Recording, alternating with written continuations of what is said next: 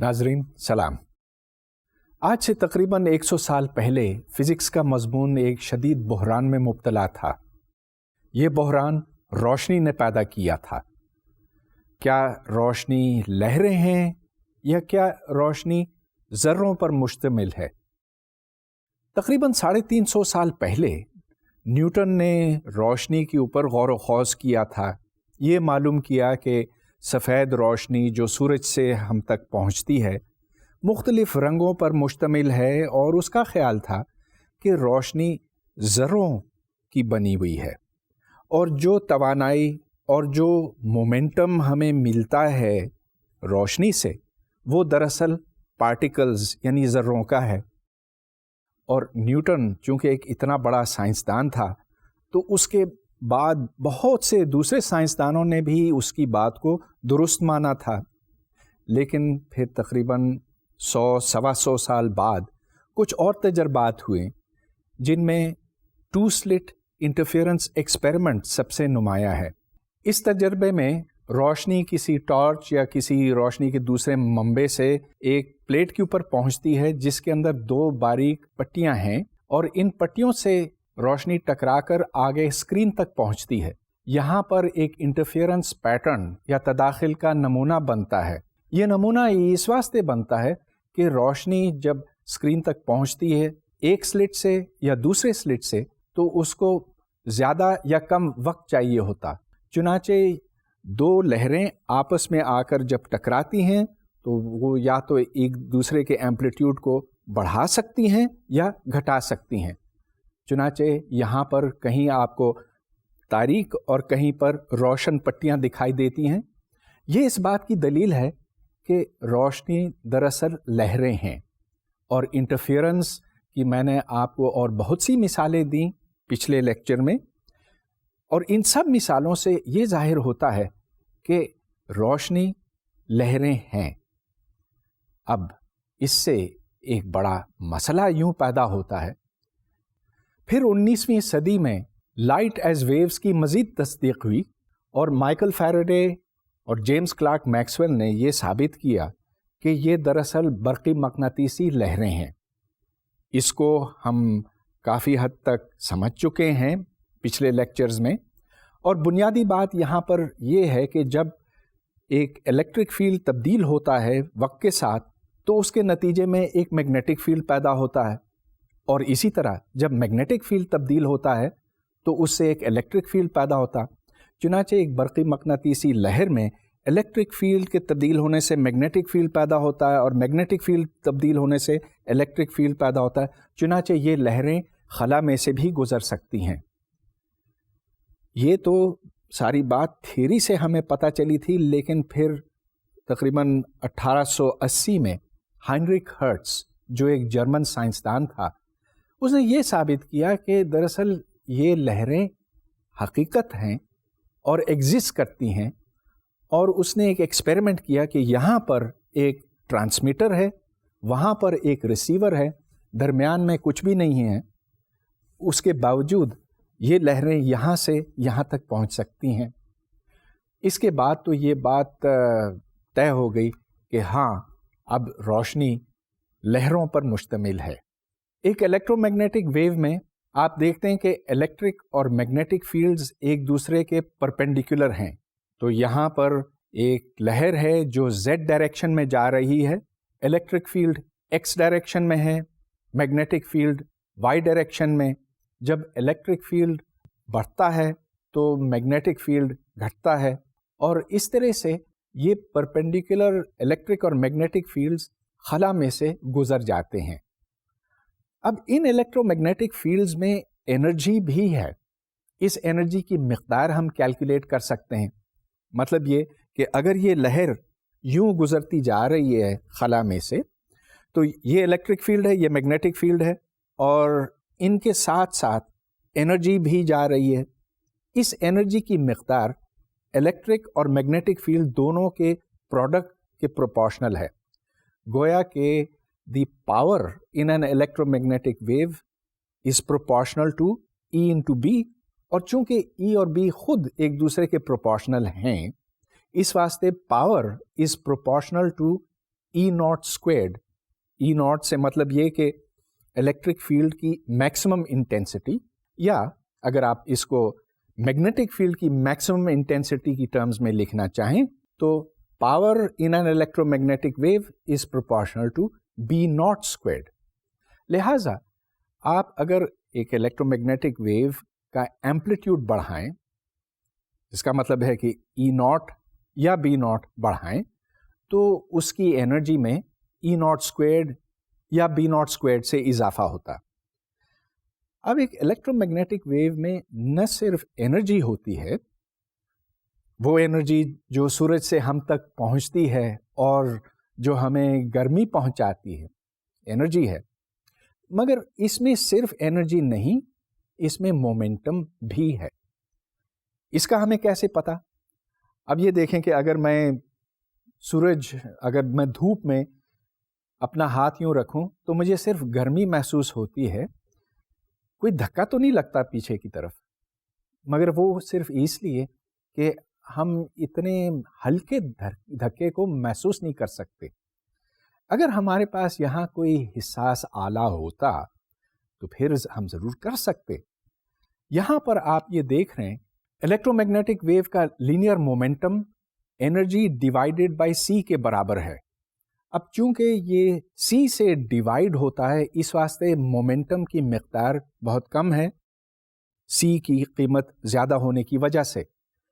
लिहाजा हमें इसके लिए एक बहुत हिस्सास आला इस्तेमाल करना पड़ेगा मोमेंटम मालूम करने के वास्ते। तो यहाँ पर देखें, इस आले में एक आईना है और एक काला डिस्क है।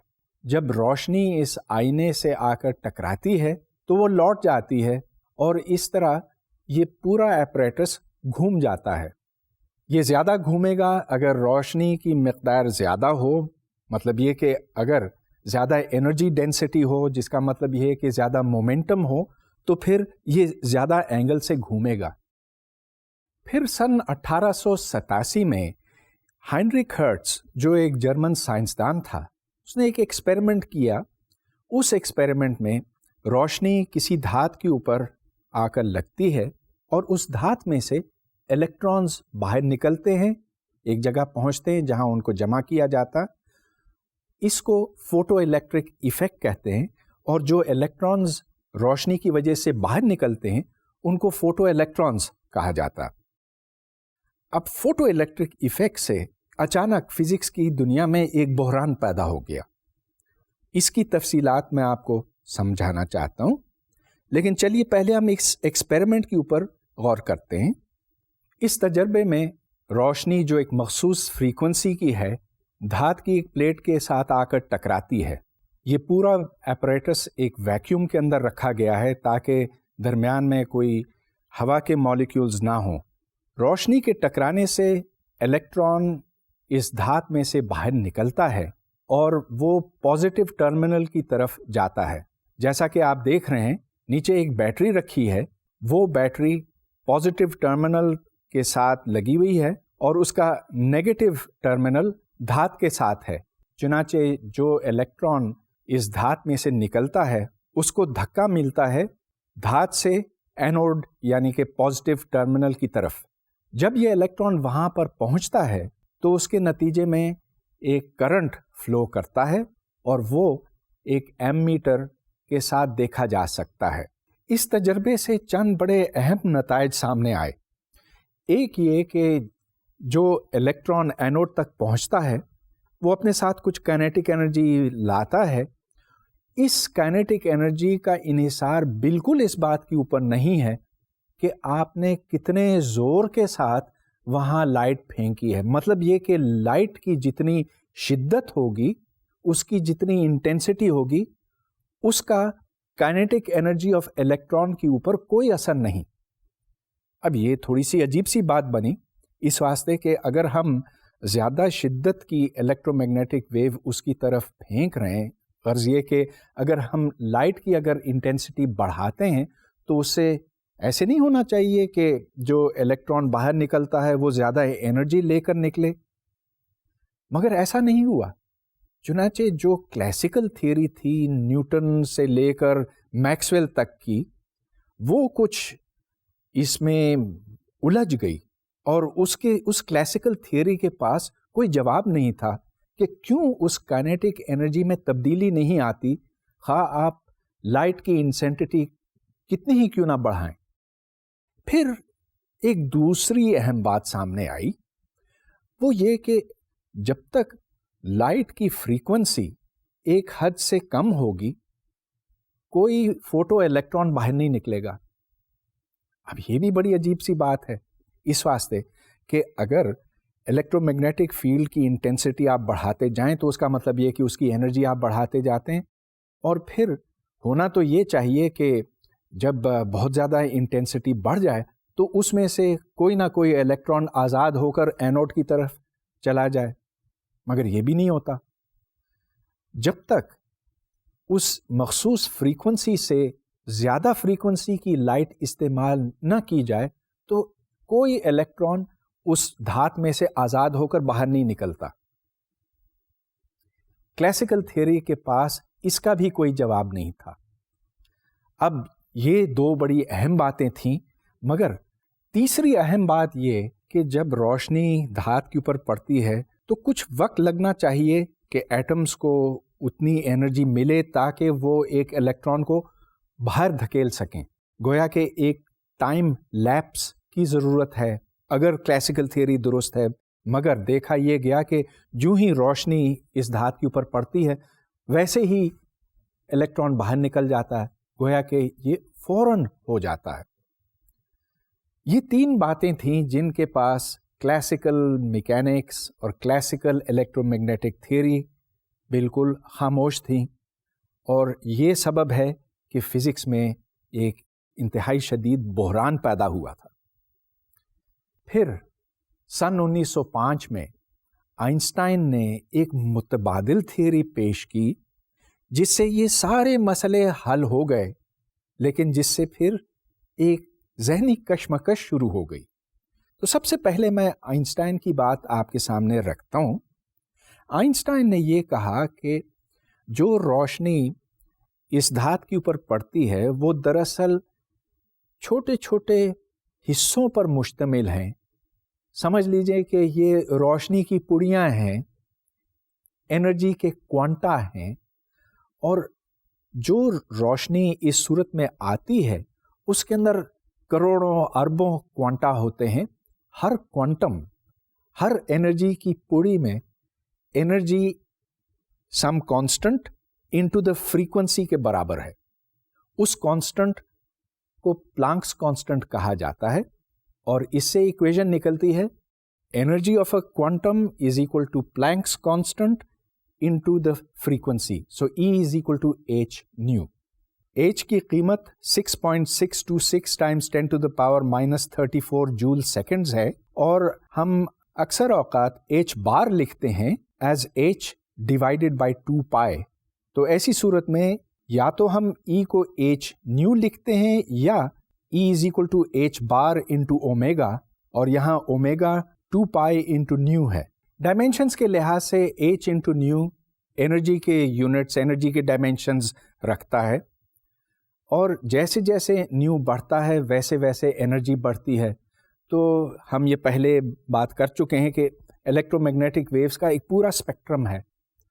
ریڈیو ویوز میں فریکوینسی کم ہے، چنانچہ ایک ریڈیو فریکوینسی ویو کا کوانٹم کم انرجی کا کوانٹم ہے بنسبت ایک گاما رے کے کوانٹم کے۔ گاما رے کے کوانٹم کی فریکوینسی زیادہ ہے، چنانچہ اس کی انرجی بھی زیادہ ہے۔ مگر اس کوانٹم کو کیسے سمجھا جائے؟ میں اس کو تشبیہ دینا چاہتا ہوں سیڑھیوں کے ساتھ۔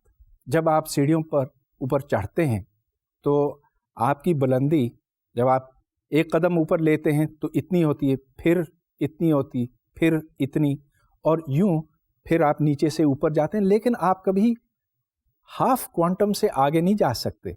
سیڑھی یا تو آپ پوری چڑھتے ہیں یا بالکل نہیں چڑھتے۔ ایک قدم لے سکتے ہیں، 2، 3 وغیرہ، لیکن 0.5 نہیں لے سکتے، 1.3 نہیں لے سکتے۔ چنانچہ یہاں پر انرجی کے پیکٹس بنتے ہیں، ان کی پڑیاں بنتی ہیں۔ So energy is only possible in little bits in little quanta. یہاں آپ یہ دیکھ رہے ہیں کہ الیکٹران صرف اسی صورت میں دھات میں سے نکلتے ہیں اگر تھریش ہولڈ فریکوینسی سے فریکوینسی زیادہ ہو، اور اس سے نیچے کوئی الیکٹران باہر نہیں نکلتا.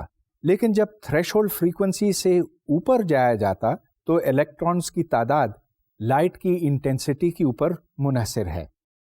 Classical theory photo electric effect کی توجیہ پیش کرنے میں ناکام رہی، لیکن یہ اس کی واحد ناکامی نہیں تھی. ایک اور بڑا معمہ بھی سامنے آیا. جب ہم دیکھتے ہیں کہ بلیک باڈی ریڈیشن سے کون کون سی فریکوینسیز نکلتی ہیں تو اس میں ایک پورا اسپیکٹرم ہے. اگر آپ ویزیبل رینج لیں تو یہاں پر گہرا نیلا ہے، یہاں پر گہرا سرخ ہے، اور درمیان میں تمام رنگ موجود ہوتے ہیں. لیکن اگر آپ کوئی ایٹم کو گرم کریں، اور یہ میں پچھلے لیکچر میں کر کے دکھا چکا ہوں آپ کو، تو صرف مخصوص رنگ کی روشنیاں نکلتی ہیں. اب یہ کیسے ہو سکتا؟ کلاسیکل میکینکس اور کلاسیکل الیکٹرو میگنیٹک تھیوری کے پاس اس کا کوئی جواب نہیں تھا. جب آپ اسپیکٹروسکوپ سے دیکھتے ہیں ہائیڈروجن کو تو آپ کو 3 لائنیں دکھائی دیتی ہیں، ایچ الفا، ایچ بیٹا، ایچ گاما. جب آپ ہیلیم کو دیکھتے ہیں تو اس کے اسپیکٹرم میں آپ کو مزید لائنز ملتی ہیں. نیون، کاربن، دیگر ایلیمنٹس، ان کے اسپیکٹرم میں اور بہت سی لائنیں ہیں. تو یہ لائنیں آئی کہاں سے؟ یہ ایک ایسا معمہ تھا جس سے لوگ مجبور ہوئے سوچنے کے اوپر کہ آخر ایٹم کے اندر ہوتا کیا ہے. اس سوال کی طرف ایک بڑی پیش قدمی اس وقت ہوئی جب رتھرفورڈ نے ایک بڑا اہم تجربہ کیا. رتھرفورڈ سے پہلے یہ خیال کیا جاتا تھا کہ ایٹم میں ہاں الیکٹرانز ہیں، اور وہ الیکٹرانز اس واسطے ہیں کہ جب آپ ان کے اوپر روشنی پھینکتے ہیں یا جب آپ 2 چیزوں کو آپس میں رگڑتے ہیں تو چارج علیحدہ ہو جاتا ہے. یہ اس بات کی دلیل ہے کہ اس کے اندر الیکٹرانز موجود ہیں. مگر یہ چونکہ نیوٹرل ہے تو اس واسطے اس کے اندر پازیٹیو چارجز بھی ضرور ہونے چاہیے. ان کو پروٹونز کا نام دیا گیا. مگر کیا یہ پروٹونز اور الیکٹرانز اس ایٹم کے اندر برابر پھیلے ہوئے ہیں؟ رتھرفورڈ سے پہلے خیال یہ تھا کہ ہاں ایسا شاید ہو، اور اس کو plum pudding model of the atom کہا جاتا ہے. مگر رتھرفورڈ نے اس ایٹم کے اوپر الفا پارٹیکلز پھینکے اور یہ دیکھا کہ ایک الفا پارٹیکل اگرچہ سیدھے گزر جاتا ہے اور دوسرا بھی گزر جاتا ہے، لیکن تیسرا اور چوتھا وہ اس کے ساتھ ٹکرا کر لوٹتا ہے. اور اس کو بڑی حیرانگی ہوئی اس بات پر کہ یہ کیسے ہو سکتا ہے کہ میں اتنی بھاری چیز پھینک رہا ہوں، الفا پارٹیکل، ایک ایٹم کے اوپر، اور وہ بھاری چیز پلٹ کر واپس آ جاتی ہے. تو اس سے یہ خیال جنم لیا کہ اس ایٹم کی کوئی گٹھلی ہونی چاہیے، کوئی نیوکلیس، کوئی مرکز ہونا چاہیے. اور پھر آج سے تقریباً 100 سال پہلے یہ بات ثابت ہو گئی کہ ہاں ایٹم کا مرکز ہے، اس کے گرد الیکٹرانز گھومتے ہیں. اس کی سب سے سادہ مثال ہائیڈروجن ایٹم کی ہے. اس میں صرف ایک پروٹون ہے اور اس کے گرد الیکٹران گھومتا ہے. یہ گھومتا اس لیے ہے کہ پروٹون اور الیکٹران کے درمیان کشش ہے، برقی کشش ہے، اور یہ اس واسطے یوں گھومتا ہے. ایک طرف اس کو فورس اندر کی طرف کھینچ رہی ہے تو دوسری طرف سینٹریفیوگل فورس اس کو باہر کی طرف دھکیل رہی ہے. ان دونوں میں توازن ہے، لہٰذا یہ نہ باہر جاتا ہے نہ اندر آتا ہے، اور یہ گھومتا چلا جاتا ہے. مگر ایک مسئلہ اس سے پیدا ہوتا. اب چونکہ یہ گھوم رہا ہے تو ہر وقت یہ اپنی ویلوسٹی تبدیل کرتا ہے. ہاں بے شک یہ اپنی سپیڈ تبدیل نہ کرے، لیکن اگر وہ ابھی اس طرف جا رہا ہے تو تھوڑی دیر بعد اس طرف ہوگا، پھر اس طرف ہوگا. گویا کہ جب کوئی چیز ایک دائرے میں گھومتی ہے تو وہ ایکسیلریٹ کرتی ہے، اور جب ایک چارج ایکسیلریٹ کرتا ہے تو لازمی طور پر اس میں سے برقی مقناطیسی لہریں نکلتی ہیں، جس کا مطلب یہ ہے کہ اس سے توانائی خارج ہوتی ہے. اور اگر یہ توانائی خارج ہوتی ہے تو پھر یہ آتی کہاں سے؟ ظاہر ہے کہ پروٹون اور الیکٹران ان دونوں کے درمیان پوٹینشیل انرجی ہے، کیونکہ اگر آپ ایک پلس چارج ایک مائنس چارج کو یوں علیحدہ کریں تو آپ کو کام کرنا پڑتا ہے ان کو یہاں تک پہنچانے کے واسطے. لہذا یہ انرجی جو ریڈیٹ ہوتی ہے الیکٹران میں سے، وہ انرجی کہیں اور سے آتی ہے. بصورت دیگر انرجی کنزرویشن کی خلاف ورزی ہوگی. لیکن اگر پوٹینشل انرجی پھر اس طرح سے خرچ ہو رہی ہے، اس کا مطلب یہ بنتا ہے کہ جیسے جیسے یہ الیکٹران گھومتا جاتا ہے ویسے ویسے یہ مرکز کے قریب آتا جاتا ہے. اور اب ایک چھوٹی سی کیلکولیشن ہے جو میں یہاں پر نہیں کروں گا، لیکن اگر وہ کی جائے تو اس سے معلوم ہوتا ہے کہ ہائیڈروجن ایٹم 10⁻⁻8 سیکنڈز کے اندر ختم ہو جائے گا. اس سے یہ بات ثابت ہوتی ہے کہ ہائیڈروجن ایٹم تو ایگزسٹ کر ہی نہیں سکتا.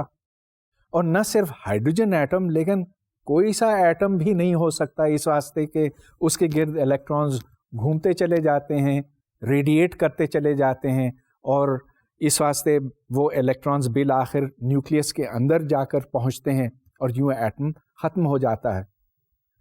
اب اس تباہی کی صورت سے بچنے کے واسطے نیلز بور نے ایک تجویز پیش کی. نیلز بور ڈنمارک کا سائنسدان تھا، اور اس کا مفروضہ یا نیلز بور ہائپوتھیسس یہ ہے کہ ہاں چلیے سوال کو ہم ملتوی کر دیتے ہیں کہ ایٹم کس طرح سے اسٹیبل رہ سکتا ہے، مگر یہ اسٹیبل اس صورت میں رہ سکتا ہے اگر یہ مرکز کے گرد، الیکٹران مرکز کے گرد خاص مداروں میں چکر لگائے، اور یہ ایسے مدار ہیں جن میں Angular momentum n Times h بار ہوگا. h بار یعنی کہ پلانکس کانسٹنٹ، اور n کی قیمت ہو سکتی ہے 1 2 3 وغیرہ. تو اگر کوئی الیکٹران مرکز کے گرد چکر لگاتا ہے اور اس کا اینگولر مومنٹم h بار ہے یا 2h بار ہے 3h بار وغیرہ، تو پھر یہ ریڈیٹ نہیں کرے گا، یہ اپنی انرجی خارج نہیں کرے گا، اور یہ ایٹم پھر قائم رہ سکے گا. ہاں یہ مفروضہ تھا، اور سائنس میں مفروضوں کو ہم لازمی طور پہ برا نہیں کہتے. اس سے جو نتائج برآمد ہوتے ہیں ان کا پھر ہم مقابلہ کرتے ہیں تجربے کے ساتھ، اور پھر یہ جان سکتے ہیں آیا کہ یہ بات معنی خیز تھی، سینسیبل تھی کہ نہیں، اور اگر نہیں تھی تو اس کو ہم باہر پھینک دیتے. تو چلیے اب ہم نیلز بور کے ہائپوتھیسس کو لے کر آگے چلتے ہیں، اور یہ دیکھتے ہیں کہ اس سے ایٹم کی ساخت کے بارے میں ہمیں کیا پتہ چلتا ہے.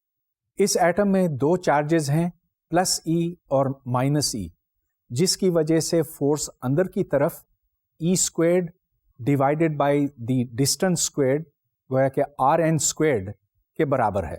باہر کی طرف فورس سینٹریفیوگل فورس ہے جس کی قیمت ہے m we squared divided by are N.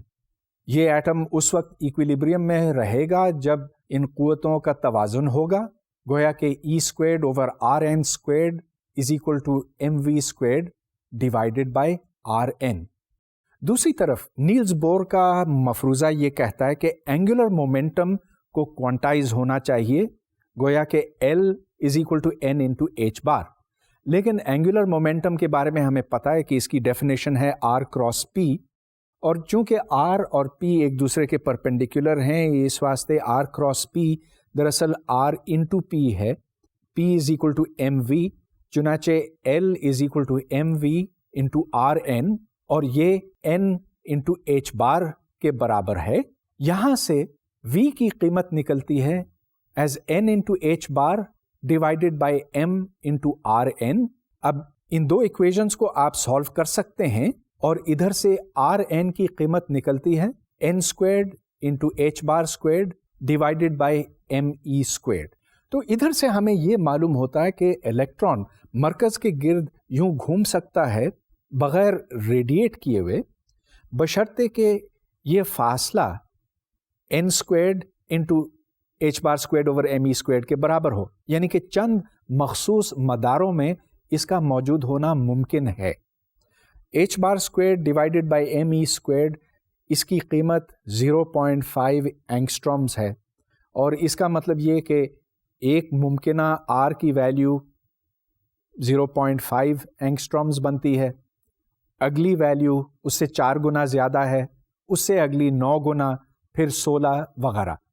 تو یہ الیکٹران یہاں ہو سکتا ہے یا یہاں ہو سکتا ہے، مگر درمیان میں کہیں نہیں ہو سکتا. نیلس بور کا کہنا تھا کہ اب میں یہاں سے انرجی بھی کیلکولیٹ کر سکتا ہوں. انرجی یہاں پر اگر پوٹینشیل اور کائنیٹک دونوں شامل کی جائیں تو ٹوٹل انرجی ہے ½ mv² - E² / Rn. Rn کی قیمت لگائیں ایز n² × R1، تو یہاں سے پھر انرجی کی قیمت نکلتی ہے ایز -e⁴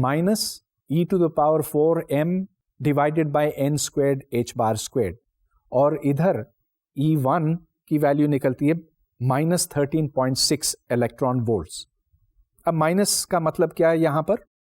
یہ کہ اگر میں الیکٹران کو اس ایٹم سے مکمل طور پر باہر کھینچوں تو مجھے پھر 13.6 الیکٹران وولٹس خرچ کرنے پڑیں گے. This is the energy that I will have to give to the electron to pull it out of the atom. اس کو ہم آئونائزیشن پوٹینشیل بھی کہتے ہیں. اچھا، ایک ممکنہ انرجی پھر یہ بنی 13.6، دوسری ممکنہ انرجی 13.6 ٹائمز 1/4، جو اس سے پھر 4 گنا کم ہے، پھر 9 گنا کم، پھر 16 گنا کم وغیرہ. تو یہ ساری انرجی لیولز بنی. ایک لیول اور دوسرے لیول میں جو فاصلہ ہے وہ یہاں سے ہم کیلکولیٹ کر سکتے ہیں. اب نیلس بور کا یہ کہنا تھا کہ جو روشنی نکلتی ہے کسی ایٹم میں سے وہ صرف اس صورت میں نکلتی ہے جب الیکٹران کسی ایک سطح سے دوسری سطح پر آئے. تو کسی اوپریلی سطح سے کسی نچلی سطح پر جب الیکٹران جاتا ہے تو اس وقت اس میں سے روشنی خارج ہوتی ہے. اس روشنی کا رنگ کیا ہوگا، یا دوسرے لفظوں میں اس کی فریکوینسی کیا ہوگی، یہ ہم معلوم کرتے ہیں h⁻νequals the difference in energy level سے. تو مثال کے طور پر یہاں الیکٹران لیول 3 سے لیول 2 تک جاتا ہے، اور اس سے جو انرجی خارج ہوتی ہے وہ ہے h⁻νequals 13.6 × 1/2² - 1/3². جس طرح سے ایک ایٹم روشنی خارج کرتا ہے اسی طرح سے وہ جذب بھی کرتا ہے. اب وہ روشنی اس صورت میں جذب کرے گا اگر اس کو بالکل صحیح فریکوینسی کا فوٹون ملے.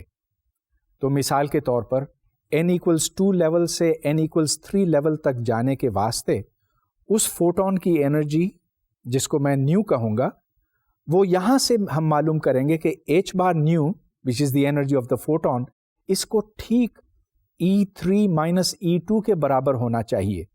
اگر یہ فوٹون اس سے کم انرجی یا زیادہ انرجی کا ہو تب یہ ایٹم روشنی جذب نہیں کرے گا. تو یہ ایک بڑی مختلف بات ہے. یہاں پر آپ ہائیڈروجن ایٹم کے کئی مختلف لیولز دیکھ رہے ہیں. جب الیکٹران 5ویں سے دوسرے لیول تک پہنچتا ہے تو اس میں سے جو روشنی نکلتی ہے اس کا رنگ نیلا ہے اور اس کی ویو لینتھ 434 نینومیٹرز یعنی کہ 4340 اینگسٹرامز کے برابر ہے. جب یہ لیول 3 سے لیول 2 پر جاتا ہے تب اس کی فریکوینسی سب سے کم ہوتی ہے اور یہ سرخ رنگ کی ہوتی ہے. چنانچہ یہاں پر آپ کو سب سے کم انرجی کا فوٹون دکھائی دیتا ہے. اس کی ویو لینتھ 656 نینومیٹرز ہے. نیچے آپ یہ دیکھ رہے ہیں کہ ایک پٹی ہے جس کے اوپر 4 مختلف رنگ ہیں. یہ تمام رنگ اس لیے پیدا ہوتے ہیں کہ مختلف فریکوینسیز برآمد ہوتی ہیں ایٹم میں سے، اور مختلف فریکوینسیز اس لیے مختلف ہیں کہ ان کے درمیان جو سپیسنگز ہیں وہ مختلف ہیں. اب میں نے آپ سے کچھ وقت پہلے H-alpha, H-beta اور H-gamma ریڈیشن کی بات کی تھی. یہ وہ ریڈیشن ہے جو ہائیڈروجن ایٹم سے نکلتی ہے جب اس ہائیڈروجن ایٹم کو ایکسائٹ کیا جاتا ہے. مثال کے طور پر آسمانوں میں آپ کو یہ دکھائی دیتا ہے کہ کہیں پر سرخ بادل ہیں، اور وہ بادل سرخ اس واسطے ہیں کہ کسی ستارے سے آنے والی الٹرا وائلٹ لائٹ ہائیڈروجن کے بادل کو ایکسائٹ کرتی ہے. اب چلیے یہ دیکھتے ہیں کہ ایچ الفا، ایچ بیٹا اور ایچ گاما ریڈیشن کہاں سے آتی ہے. تو اس ڈائیگرام میں آپ دیکھ رہے ہیں کہ n=5 to n=2 کی ریڈیشن ایچ گاما ہے, n=4 to n=2 ایچ بیٹا ہے, اور n=3 to n=2 H alpha ہے. مختلف سیریز ہیں اور ہائیڈروجن ایٹم کا اسپیکٹرم بہت اچھی طرح سے سمجھا گیا ہے. اس کی ہر ایک ڈیٹیل آج ہم جانتے ہیں. اس کو مختلف ڈائیگرامز کی شکل میں بند کیا جاتا ہے. جو مختلف سیریز ہیں ان کو مختلف ناموں سے منسوب کیا گیا ہے. مثال کے طور پر لائمن سیریز, بامر سیریز, پیشن سیریز, بریکٹ سیریز وغیرہ. یہ تمام سیریز تو ہائیڈروجن ایٹم کے اسپیکٹرم کے واسطے ہے, لیکن ہم نے مختلف ایٹمز کو اچھی طرح سے سمجھا ہے. ان کے جو مختلف لائنز ہیں ان کا اسپیکٹرم ہے. آج ان کے بارے میں ہمارے پاس تقریباً مکمل معلومات ہیں. مگر ایک چیز ہمیشہ دیکھی گئی ہے, یا مجھے کہنا چاہیے کہ تقریباً ہمیشہ دیکھی گئی ہے, کہ جب کوئی روشنی کسی چیز کے اوپر پڑتی ہے اور اسے منعکس ہوتی ہے تو اس روشنی کی فریکوینسی وہی ہوتی ہے پہلے اور بعد میں. مطلب یہ کہ جس رنگ کی روشنی آ کر یہاں لگتی ہے اسی رنگ کی روشنی یہاں تک پہنچتی ہے. مگر ہمیشہ ایسا نہیں ہوتا, اور جب یہ نہیں ہوتا تو اس کو ہم فلوریسنس کہتے ہیں. تو فلوریسنس میں ایسا ہوتا ہے کہ یہاں سے جو روشنی آ کر اس ایٹم کے ساتھ لگتی ہے وہ اس ایٹم کو ایکسائٹ کرتی ہے ایک اوپریلے اسٹیٹ میں, جہاں وہ کچھ وقت ٹھہرتا ہے اور اس کے بعد نیچے کی طرف آتا ہے. یہاں پر ایک الٹرا وائلٹ فوٹون کسی الیکٹران کے ساتھ ٹکراتا ہے اور اس کو اوپر والی اسٹیٹ میں پہنچاتا ہے. اب اس اسٹیٹ میں وہ کچھ دیر ٹھہر کر نیچے آتا ہے دوسری سطح پہ, اور پھر دوسری سے پہلی سطح پر لوٹتا ہے. جب بھی یہ الیکٹران ایک سطح سے دوسری سطح پہ جاتا ہے تو اس میں سے ریڈیشن نکلتی ہے, اور یہاں پر 2 فوٹونز نکلتے ہیں, اگرچہ آنے والا صرف ایک ہی فوٹون تھا. اب یہ جو 2 فوٹون نکلتے ہیں ان کے رنگ مختلف ہیں. مطلب یہ کہ جو آنے والا فوٹون تھا وہ الٹرا وائلٹ میں تھا, جو نکلنے والا فوٹون ہے ہو سکتا ہے کہ وہ ریڈ میں ہو. دونوں جو ہیں وہ ایک دوسرے سے مختلف ہو سکتے ہیں, یہ اس ایٹم کی ساخت کے اوپر منحصر ہے. غرض یہ کہ جو روشنی اندر آتی ہے اور جو روشنی باہر جاتی ہے ان کے رنگوں میں فرق ہو سکتا ہے. اب اسی طرح سے فاسفوریسنس ہوتا ہے. فاسفوریسنس بھی اسی طرح کی ایک چیز ہے. اس میں ایک الٹرا وائلٹ فوٹون آ کر ایٹم سے ٹکراتا ہے, وہ الیکٹران پھر ایکسائٹ ہوتا ہے اور کسی اوپریلے لیول پر جاتا ہے, اور پھر وہاں سے وہ دوسرے لیول پر آ جاتا ہے. تو یہ اگر تیسرے لیول پر گیا تو دوسرے لیول پر پہنچتا ہے. یہاں پر یہ کچھ دیر ٹھہر کر پھر ڈیکے ہوتا ہے. مطلب یہ کہ 2 سے 1 پر آتا ہے اور یوں ایٹم اپنے اوریجنل حال میں پہنچ جاتا ہے. لیکن فاسفوریسنس اور فلوریسنس میں ایک فرق ہے, وہ یہ کہ جب الیکٹران تیسرے سے دوسرے لیول پر آتا ہے تو یہاں پر وہ کافی دیر ٹھہر جاتا ہے. چنانچہ اگر ایٹمز کا ایک مجموعہ ہو تو اس مجموعے میں سے روشنی کافی دیر تک نکلتی رہتی ہے. So it gloves in the dark. وہاں سے جب تک سارے ایٹمز ڈی ایکسائٹ نہیں ہوتے تو اس میں سے روشنی باہر نکلتی رہتی ہے. اب یہ ساری باتیں ہم ایٹمز کے بارے میں سیکھ چکے ہیں. ان کو ہم استعمال بھی کرتے ہیں مختلف چیزیں بنانے کے واسطے, اور سر فہرست لیزر ہے. لیزر جو اب ہر طرف عام ہو چکا ہے, یہاں تک کہ آپ اس کو استعمال کرتے ہیں نشاندہی کرنے کے واسطے. یہ ایک سرخ رنگ کا لیزر ہے جو اب میں آپ کی طرف کرتا ہوں. یہ دیکھیے کہ جب کیمرہ کے لینس میں یہ پہنچتا ہے تو اس پہ کیا اثر ڈالتا ہے. اس لیزر کے اندر جو مٹیریل ہے اس مٹیریل میں ایٹمز ہیں. ایٹمز کو ایکسائٹ کیا جاتا ہے کسی اوپریلے اسٹیٹ پر. وہاں سے جب ایٹمز ڈی ایکسائٹ ہو کر نیچے آتے ہیں, یعنی کہ الیکٹران جب ایک سطح سے دوسری سطح پر آتا ہے تو اس میں سے روشنی خارج ہوتی ہے. مگر اب ہمیں اس کو زیادہ تفصیل سے سمجھنے کی ضرورت ہے. پہلی بات تو یہ کہ لیزر بذات خود کوئی چیز نہیں ہے, یہ ایک مخفف ہے. اس کا مطلب ہے light amplification through the stimulated emission of radiation. اب یہ بہت گاڑھے لفظ ہیں تو ان کو اب ہمیں زیادہ آسان لفظوں میں سمجھنا ہوگا. خیر، لائٹ تو لائٹ ہے. لائٹ ایمپلیفیکیشن کا مطلب یہ ہے کہ فوٹونز کی تعداد بڑھانا یا جو الیکٹرو میگنیٹک ویو ہے اس کی ایمپلیٹیوڈ کو بڑھانا. پھر اسٹیمیولیٹڈ ایمیشن کے الفاظ آتے ہیں. اب ایمیشن کا تو مطلب آپ کو پتہ ہے کہ جب ایٹم کسی سطح پر ہوتا ہے ادھر سے وہ نیچے جب آتا ہے تو اس سے ایمیشن ہوتی ہے. اسٹیمیولیٹڈ ایمیشن سے مطلب یہ کہ اگر بہت سے ایٹمز ہوں تو ان کو ترغیب دی جائے کہ وہ جلد از جلد اس سطح سے نیچے سطح پر آ جائیں. یہ ترغیب، یہ اسٹیمیولیشن کس طرح سے دی جائے؟ اس کا طریقہ یہ ہے کہ بہت سے فوٹونز ارد گرد پہنچائے جاتے ہیں اور وہ فوٹونز پھر ان لیولز کو جلد از جلد خالی کراتے ہیں تاکہ ایک پلس نکلے روشنی کا، اور جو اوپر سے نیچے آنے کی رفتار ہے وہ تیز سے تیز تر ہو جائے. تو اس کو اسٹیمیولیٹڈ ایمیشن کہتے ہیں of radiation. Of course laser کا ایک نمونہ آپ کے سامنے ہے. اس کے اندر کوئی مٹیریل ہے جس کے اندر وہ ایٹمز ہیں جو ایکسائٹ ہوتے ہیں اور پھر ڈی ایکسائٹ ہوتے ہیں. جب یہ ڈی ایکسائٹ ہوتے ہیں تو ان میں سے فوٹونز نکلتے ہیں اور یہ فوٹونز دو شیشوں کے درمیان بند ہو کے رہ جاتے ہیں تو ایک سے دوسرے تک جاتے ہیں. یہاں پر ہم عام طور پر چپٹے شیشے نہیں استعمال کرتے. اس سے بہتر یہ ہوتا کہ ہم خمدار شیشے استعمال کریں تاکہ فوٹونز ضائع نہ ہوں. جب فوٹونز کی تعداد ایک حد سے بڑھ جاتی ہے تو پھر وہ حالات پیدا ہو جاتے ہیں جن میں اسٹیمیولیٹڈ ایمیشن ممکن ہو جاتی ہے. اور جب بہت زیادہ فوٹونز وہاں پر موجود ہوتے ہیں، اسٹیمیولیٹڈ ایمیشن شروع ہوتی ہے تو ایک چھوٹے سوراخ میں سے لیزر کی بیم باہر نکلتی ہے، جیسے اب نکلتی ہے اور آپ تک یہ بیم پہنچ رہی ہے. اس لیزر کی کامیابی شاید آپ کو کنونس کر چکی ہے کہ فوٹونز دراصل لائٹ ہی بناتے ہیں، اور اگر فوٹونز کا یہ تصور نہ ہوتا تو شاید ہم لیزر اور بہت سی دوسری چیزیں بنا بھی نہیں سکتے. ابھی تک میں نے آپ کو دو باتیں بتائی ہیں جو فوٹونز کے حق میں ہیں. ایک تو یہ کہ فوٹو الیکٹرک ایفیکٹ ممکن نہ ہوتا کلاسیکل تھیوری کے تحت، اور دوسرے یہ کہ جو اسپیکٹرم ہم دیکھتے ہیں مختلف ایٹموں کا، ان کو بھی ہم سمجھ نہ پاتے فوٹونز کی عدم موجودگی میں.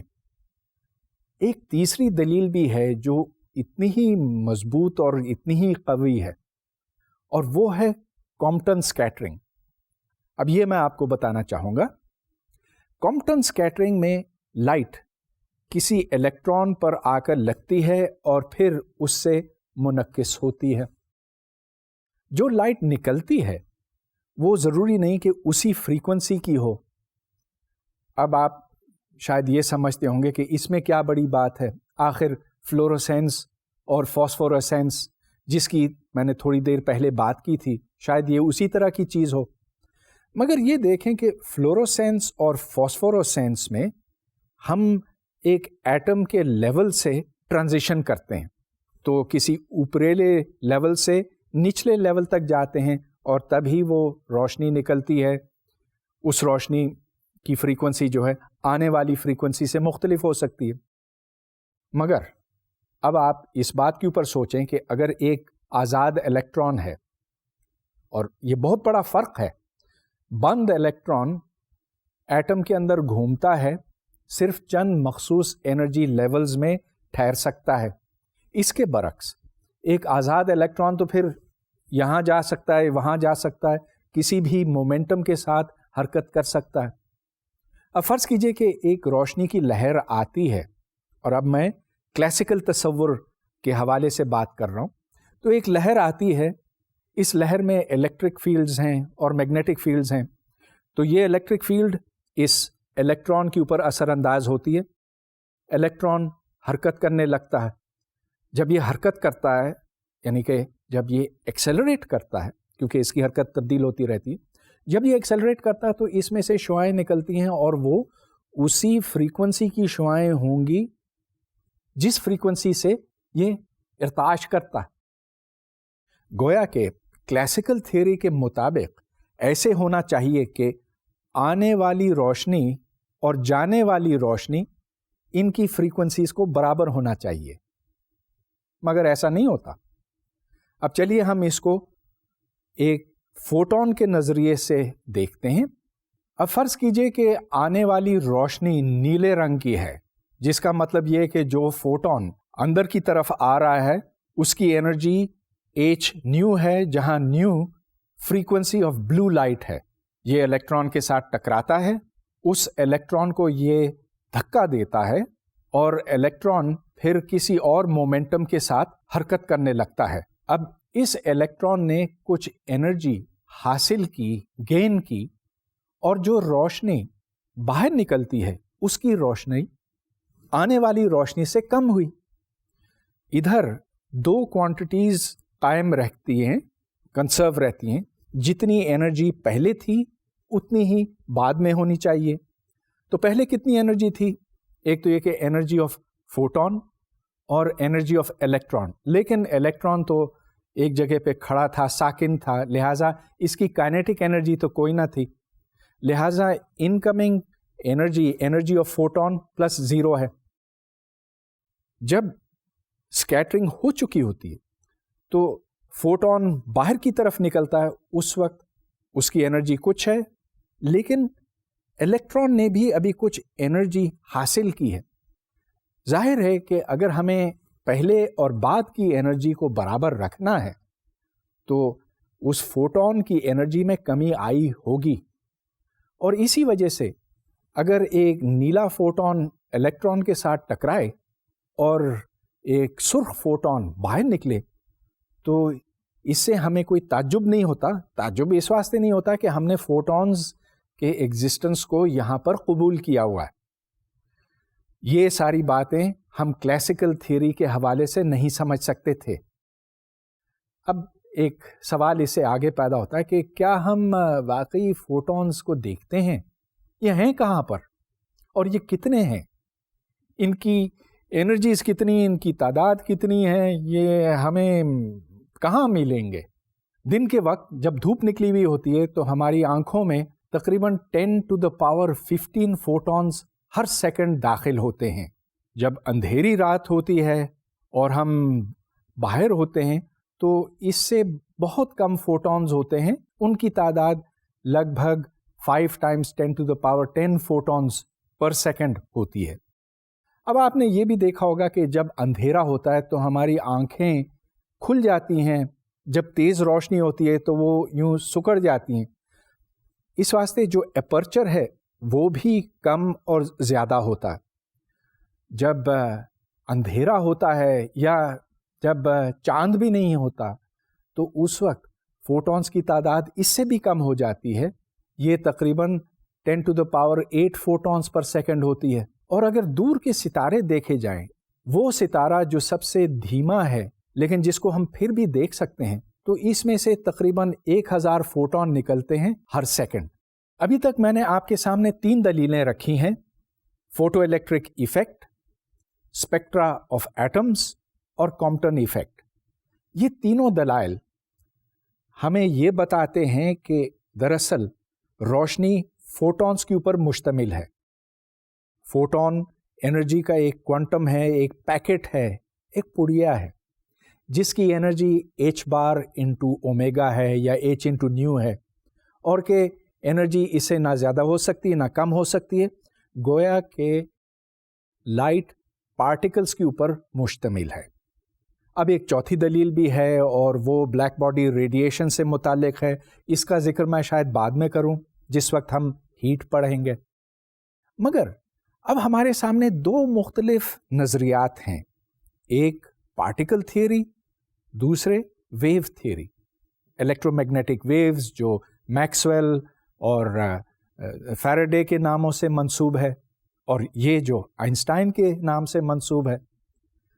سن 1924 میں آئنسٹائن نے لکھا کہ ہمارے پاس یہ 2 انتہائی فعال نظریے ہیں، اور اس کے الفاظ یہ ہیں: There are therefore now two theories of light, both indispensable and without any logical connection. گویا کہ ان دو تھیوریوں کے درمیان کوئی ربط نہیں ہے. ایک کا کہنا ہے کہ روشنی پارٹیکلز کے اوپر مشتمل ہے، دوسرے کا کہنا ہے کہ روشنی لہریں ہیں. اب کہاں پارٹیکلز اور کہاں لہریں؟ ایک اگر غلط ہے تو کیا دوسری صحیح ہے، اور دوسری اگر صحیح ہے تو وہ غلط ہے؟ یہ مسئلہ کافی الجھ گیا، اور آئنسٹائن جیسا بڑا دماغ بھی اس الجھن میں تھا کہ آخر روشنی کی حقیقت کیا ہے.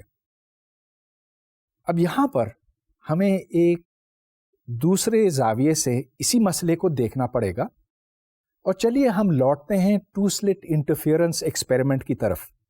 وہ ایکسپیریمنٹ جس میں یہاں پر ایک سورس رکھا جاتا ہے، جس کے نتیجے میں دو الگ سورسز بنتے ہیں اور وہ پھر آگے جا کر انٹرفیئر کرتے ہیں. اس کو اب ہم دونوں حوالوں سے دیکھیں گے. پہلے یہ کہ اگر یہ پارٹیکلز ہیں، مطلب یہ کہ اگر روشنی پارٹیکلز ہے، اور پھر یہ کہ اگر یہ لہریں ہیں، تو دونوں میں فرق کہاں پیدا ہوتا ہے. اگر روشنی کے سورس کو ہم فوٹونز کا سورس مانیں تو اس میں سے ذرے نکلتے ہیں. ایک ذرہ ایک سلٹ میں سے گزر سکتا ہے یا پھر دوسرے سلٹ میں سے، اور اگر یہ ایک سلٹ میں سے گزرتا ہے تو پھر یہ آگے جا کر اسکرین پر لگتا ہے اور ایک نشان وہاں پر پڑتا ہے. اگر دوسرے سلٹ میں سے گزرے تو پھر یہ دوسری جگہ پہ پہنچتا ہے اور نشان کہیں اور جا کے لگتا ہے. اب فرض کیجئے کہ یہاں پر کوئی فوٹونز کا منبع نہیں، ایک رائفل ہے، اور اس رائفل سے گولیاں نکلتی ہیں. وہ گولیاں نکل کر سلٹس سے ٹکراتی ہیں. ایک گولی آتی ہے ایک سلٹ سے ٹکرا کر پھر اسکرین پہ پہنچتی ہے، دوسری گولی آتی ہے سلٹ سے ٹکرا کر اسی سلٹ سے دوسرے سلٹ سے ٹکرا کر اسکرین تک پہنچتی ہے. لہٰذا یہاں سے جو گولیاں چلتی ہیں وہ اسکرین تک پہنچتی ہیں. وہاں پر اگر آپ ان کی تعداد گنیں تو آپ کو ایک پیٹرن دکھائی دے گا، مگر یہ انٹرفیئرنس پیٹرن نہیں ہوگا. یہاں پر کہیں بھی آپ کو زیرو رائفل کی گولیاں نہیں ملیں گی، وہ ہر طرف پھیلی ہوئی ہوں گی. ہاں اس کا ایک پیٹرن ہوگا، مگر وہ پیٹرن ایسا ہوگا کہ اس میں کوئی زیرو نہیں ہوگا. وہ اس لیے کہ رائفل کی گولی آخر دوسری رائفل کی گولی کو ختم تو نہیں کرتی. یہ ویوز کے بالکل برعکس ہے. ویوز میں یہ ہوتا ہے کہ ایک لہر دوسری لہر کو ہاں ڈبل تو کر سکتی ہے لیکن اس کو ختم بھی کر سکتی ہے. تو شاید آپ کے ذہن میں یہ خیال آتا ہو کہ ہم نے تو پھر یہ طے کر لیا ہے کہ کیونکہ انٹرفیئرنس نظر آتا ہے روشنی کے ساتھ، اس واسطے روشنی کو لہریں ہونا چاہیے، فوٹونز کا ہونا ناممکن ہے. مگر پھر ہم اسی الجھن میں پڑ جائیں گے کہ پھر فوٹو الیکٹرک ایفیکٹ کا کیا کریں، ایٹمز کے اسپیکٹرم کا کیا کریں، کامپٹن ایفیکٹ کا کیا کریں. لہٰذا بظاہر تو ایک تضاد ہمیں دکھائی دیتا کہ پارٹیکلز انٹرفیئر نہیں کرتے، اس واسطے ان دونوں میں مماثلت ممکن نہیں. مگر یہ اصل میں درست نہیں ہے. پارٹیکلز خصوصاً فوٹونز انٹرفیئر کر سکتے ہیں.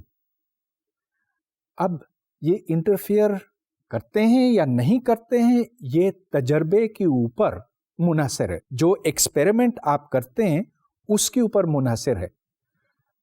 گویا کہ ایک فوٹون کے دو پہلو ہیں. ایک پہلو میں وہ فوٹون ہے ایز اے پارٹیکل، دوسرے میں وہ ایک فوٹون ہے ایز اے ویو. کون سا پہلو نمایاں ہوتا ہے یہ اس کے اوپر منحصر ہے کہ آپ تجربہ کس قسم کا کرتے ہیں. لہٰذا ایک قسم کے تجربات، اور خصوصاً جیسے ٹو سلٹ انٹرفیئرنس کا تجربہ ہے، اس میں اس کی ویو پراپرٹی نمایاں ہوتی ہے، جبکہ فوٹو الیکٹرک ایفیکٹ میں اس کی پارٹیکل پراپرٹی نمایاں ہوتی. تو یہ دونوں چیزیں ساتھ ساتھ چل سکتی ہیں اور اس کو ویو پارٹیکل ڈیویلٹی کہتے ہیں. ہاں آئنسٹائن کو یہ بات شروع میں پسند نہیں تھی، لیکن اب دنیا فزکس میں اس بات کو ایک مصدقہ حقیقت کے طور پر تسلیم کیا گیا ہے، اور اس سے کوانٹم میکینکس کی بنیاد ڈلتی ہے، اس کے اوپر ہم پھر کسی لیکچر میں غور کریں گے۔